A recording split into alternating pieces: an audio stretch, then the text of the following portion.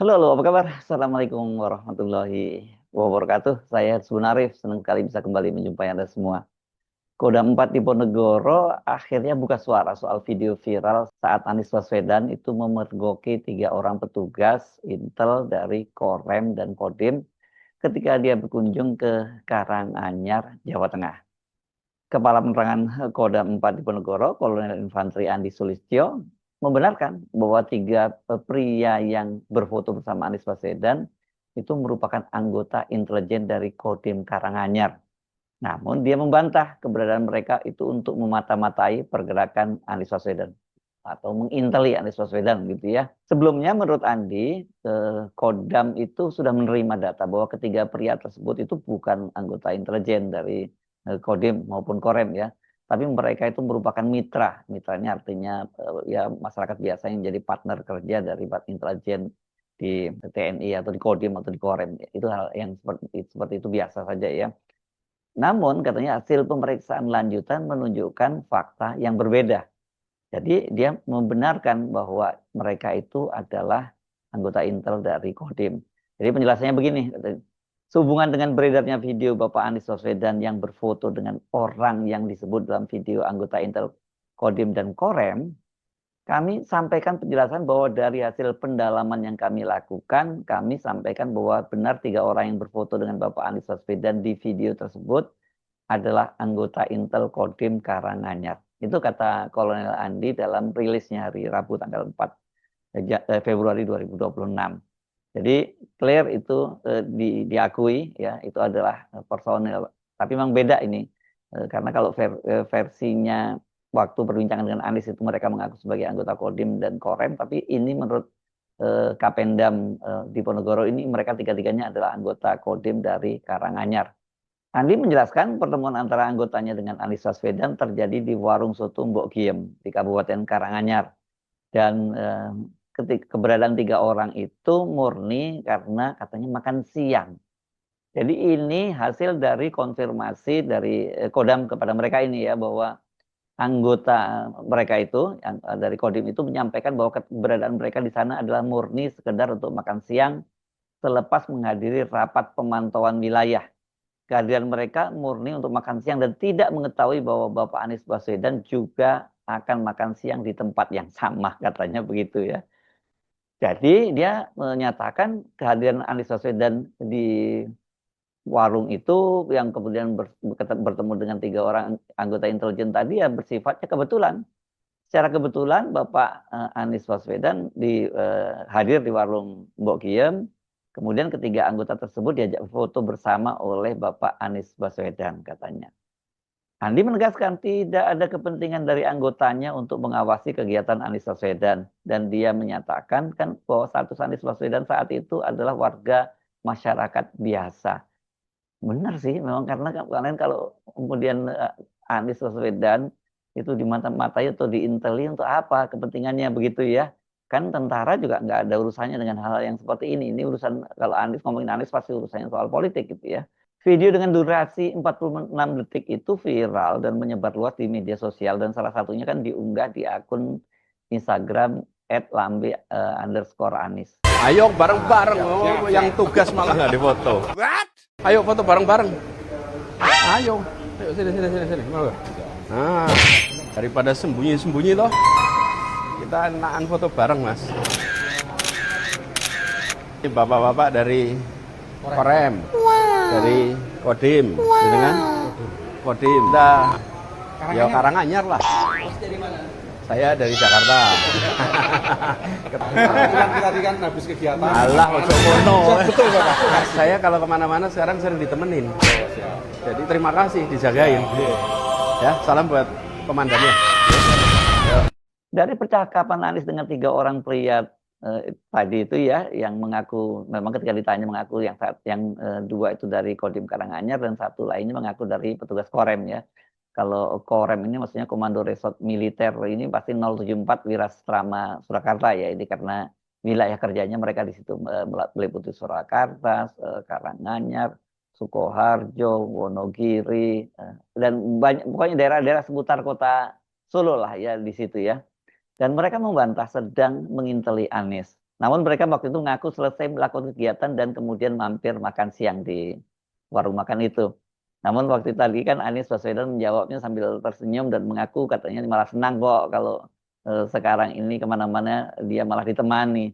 Pernyataan Anies tadi menyiratkan bahwa itu berarti bukan yang pertama kali dong kalau dia tadi menyatakan kemana-mana malah ditemani. Hanya saja ini tampaknya baru kali ini kepergok dan atau sebelumnya misalnya nggak kepergok tapi sekarang malah bisa diajak foto bareng ya. Kalau melihat aktivitas Anies, peristiwa itu memang terjadi di Karanganyar, Jawa Tengah. Itu peristiwanya hari Jumat, tanggal 30 Januari lalu. Saat itu Anies sedang berada di Karanganyar, Jawa Tengah ini untuk meresmikan jembatan gantung yang dibangun oleh Gerakan Aksi Bersama yang diinisiasi oleh Anies Baswedan. Ya. Jembatan tersebut itu menghubungkan Desa Sambirejo, Kecamatan Jumantono dengan Desa Klotok, Kelurahan Bolong. Selama puluhan tahun, warga setempat mengandalkan jembatan bambu yang kondisinya sudah lapuk untuk beraktivitas sehari-hari. Dan ini memang sangat membahayakan karena ketinggian jembatan itu dengan dasar sungai itu katanya mencapai 30 meter. Waduh, kalau misalnya ketika ada ibu-ibu petani misalnya membawa karung beras atau apa gitu dan kemudian kejeblos, waduh, kita nggak bisa membayangkan itu. Dan kepala desa setempat juga mengaku sebenarnya ini sudah lama diajukan ke pemerintah, tapi sampai sekarang belum ada realisasinya.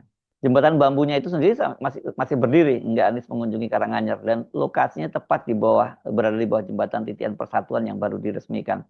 Dan menurut Anies sejak awal pembangunan jembatan itu memang bukan top down gitu ya, yang biasanya kalau pemerintah pusat kan anggarannya langsung dikirim pemerintah pusat, kemudian biasanya ini ditenderkan dan sebagainya. Kalau ini melibatkan banyak pihak yang berkontribusi. Jadi mulai dari makanan, material, tenaga, itu warga setempat juga ikut terlibat tuh ya. Semua ikut turunan dan semua ikut iuran. Sejak peluncuran pada bulan Mei 2025 itu mereka telah berhasil membangun setidaknya berapa ini ya? Dua jembatan itu setidaknya catatan saya. Kalau ada lebih dari itu tolong dikoreksi ya kalau Anda timnya Anies ya. Yang pertama itu adalah jembatan Titian Persatuan, ini di Cibaliung Pandeglang yang bersamaan dengan peresmian tadi, peresmian proyek peluncuran program itu pada Mei 2025 dan sekarang jembatan di Karanganyar pada tahun 2026.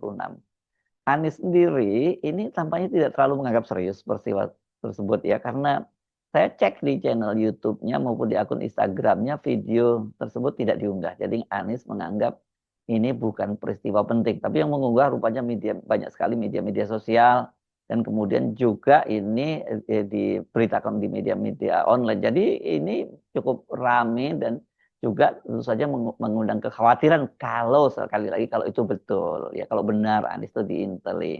Saya melongok Instagramnya Anies justru yang dia hanya mengunggah momen-momen ketika dia meresmikan jembatan gantung dan dia tampak disambut dengan gembira oleh warga.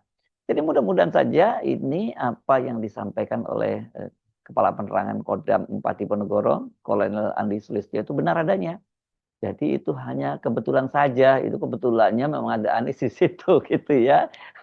Sebab bila benar Anies itu diinteli oleh apalagi oleh aparat TNI, tentu saja ini makin mengkhawatirkan kita ya dan sekaligus memprihatinkan kan sekarang ini apalagi kan dengan KUHP yang baru orang itu udah makin getar-getir gitu. Polisi ini bisa menjerat rakyat yang bersuara kritis dan sebagainya begitu dan kalau kemudian TNI ikut-ikutan rentangan seperti ini jelas mengkhawatirkan sebab tugas TNI itu ya menjaga pertahanan negara. Kalau menjaga pertahanan negara tentu saja di dalamnya ada masyarakatnya di dalamnya dan kalau kemudian mereka menginteli seorang warga negara biasa ini sangat berbahaya dan mau nggak mau kemudian ini dikait-kaitkan dengan politik. Mengapa dikaitkan dengan politik? Karena Anies ini selain pernah menjadi gubernur DKI Jakarta, dia pernah juga menjadi calon presiden berkontestasi dengan Prabowo Subianto dan Ganjar Pranowo.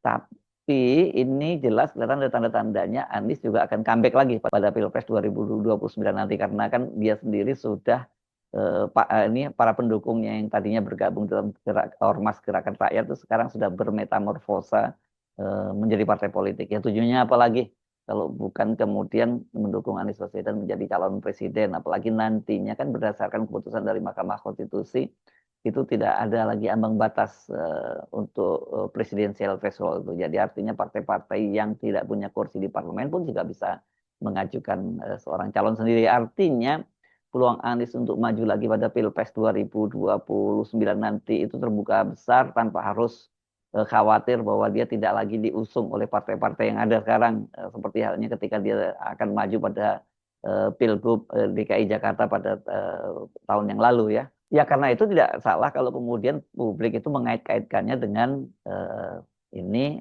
ada kepentingan politik dan tentu saja kalau kemudian TNI yang melakukan karena Presiden Prabowo itu punya latar belakang sebagai seorang jenderal TNI, ya pasti itu nantinya dikaitkan, wah ini berarti Pak Prabowo dong yang mulai nginteli Anies Baswedan. Tapi saya kira kalau kita melihat melihat perilaku dari Presiden Prabowo nggak seperti itulah dia orang Thomas Lembong saja yang jelas dia akan menjadi pendukung Anies Baswedan itu ketika dia divonis 4,5 tahun penjara oleh pengadilan, kemudian malah diberi abolisi oleh Pak Prabowo. Artinya kan Pak Prabowo itu ingin fairness saja dalam persaingan politik nanti. Kalau dalam Pilpres 2029 kalau Anies maju, bahkan kemudian Thomas Lembong juga akan menjadi pendukung utamanya, nggak persoalan.